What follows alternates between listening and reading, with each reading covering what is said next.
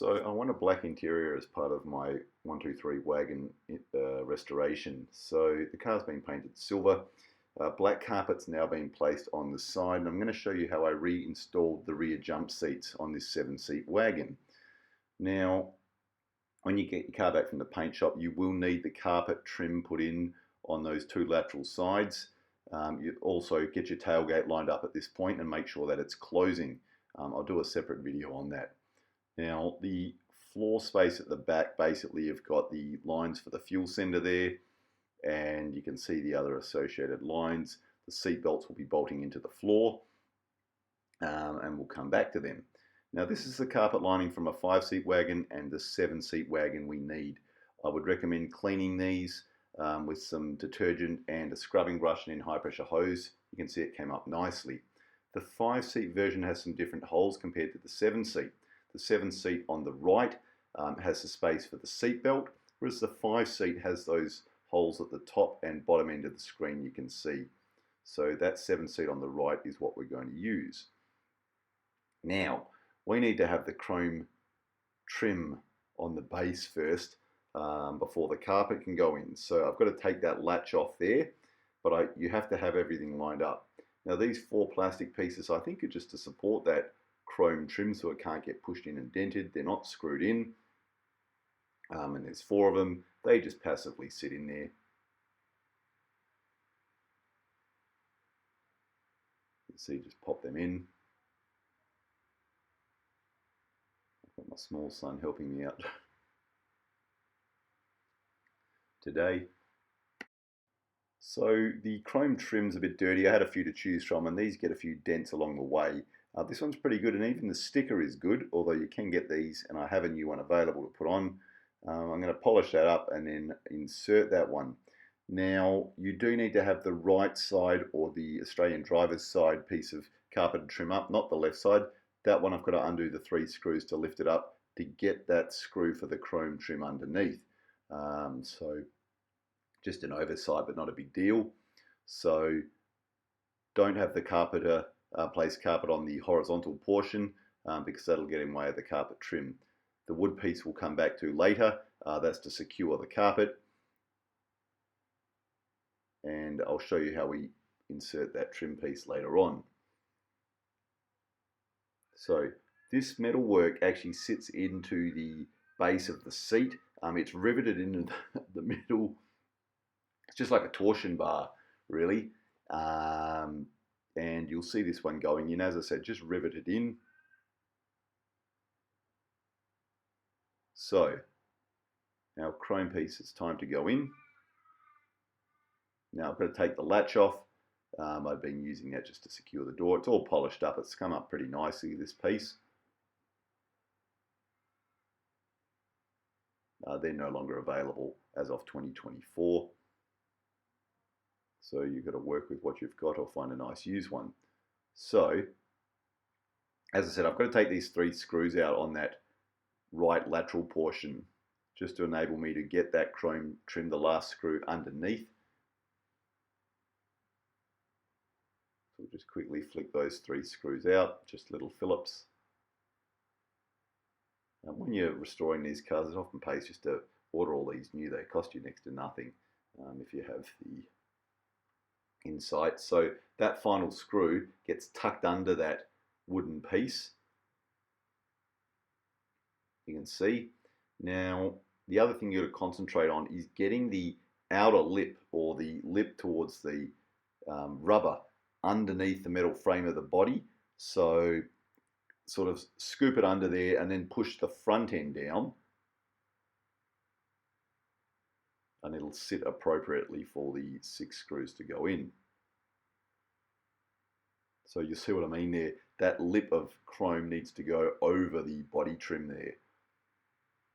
And then you get your screws in there, as well as your tailgate latch. So the latch is on, the screws are back in.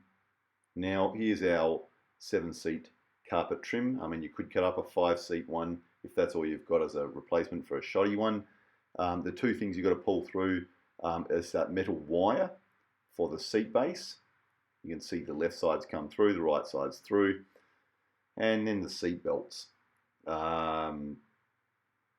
So just pulling them through. I'm not sure if that carpet was originally adhered down. I don't think it was. I think it was just passively fit, and it seems to fit pretty well by the end of the procedure. So there's the seat belts. The bracket facing forward, these belts are incorrect. They came with the seats that I ordered from Europe, and I'll show you why later. The wires sticking through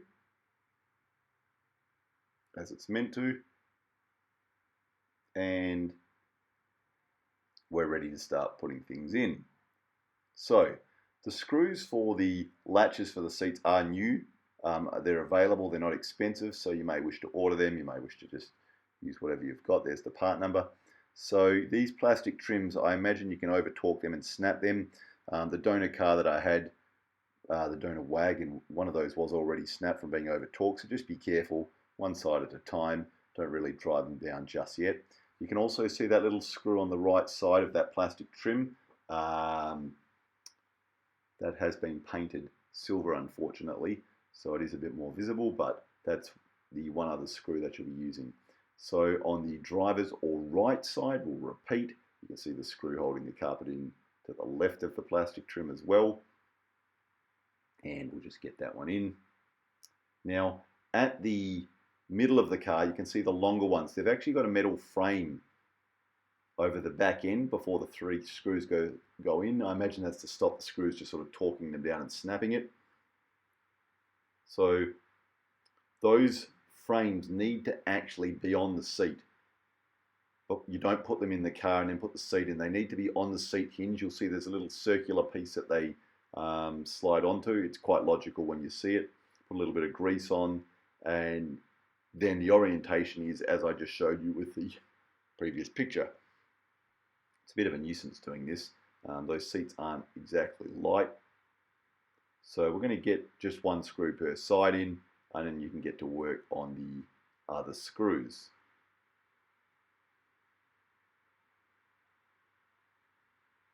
So we've got 1 screw in, it's time to put the others in. I haven't cranked that one down, I've just got to make sure that the bolts are aligned, so just using a narrow screwdriver just to sort of shunt them over, make sure they're all good.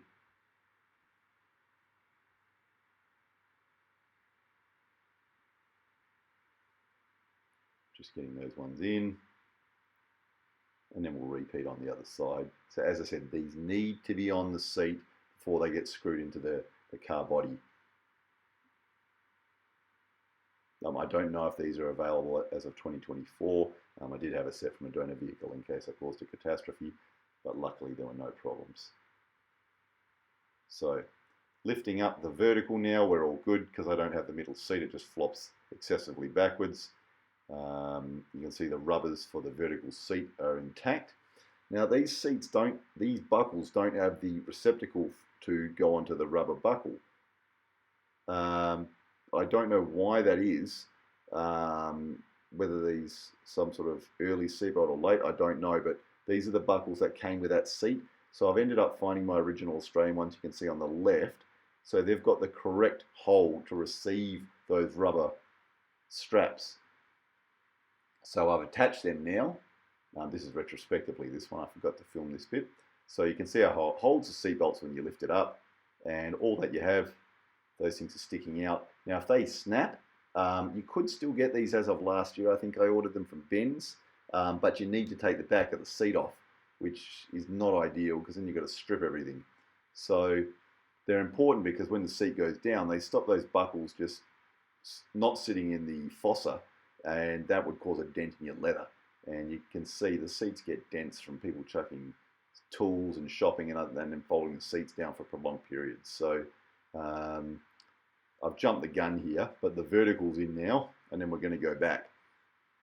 So now to put the base of the seat in, this has got the hinges on the back, on that little hump between the front and rear segment of the floor pan.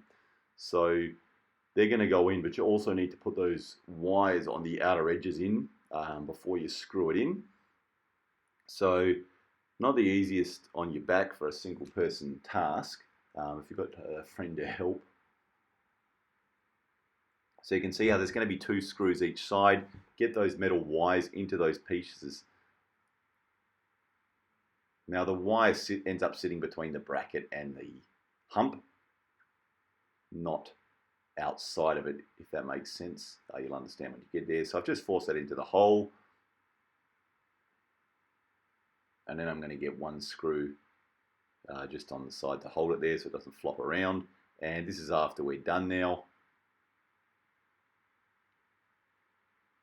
So you can see how those sort of slot into those channels. The seat base is not actually horizontal with the car. It actually is lower at the back end. So it sort of pushes the occupant into the seat, so to speak.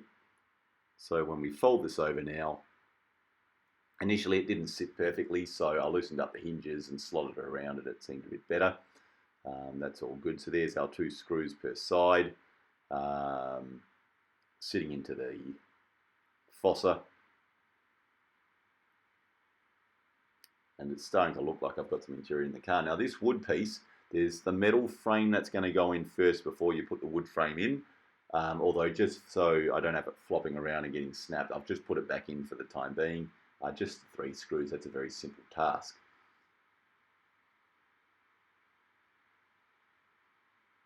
Now, these seats do have buttons for the subsequent carpet. Now, I've ordered these from Ben's.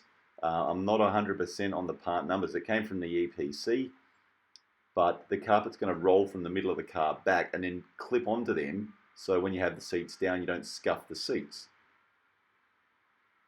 So I'll show you those part numbers in just a second, because you're going to need the 2 pieces at least. I'll be talking to my trimmer about the best fitment. Now, the later cars, like an Australian car, seem to have 4 buttons. This is what was in my car, which was the Palomino interior, whatever color it is. Whereas this, I think, are early seats. So there's the part numbers for them. I can't guarantee them yet because I haven't fit them.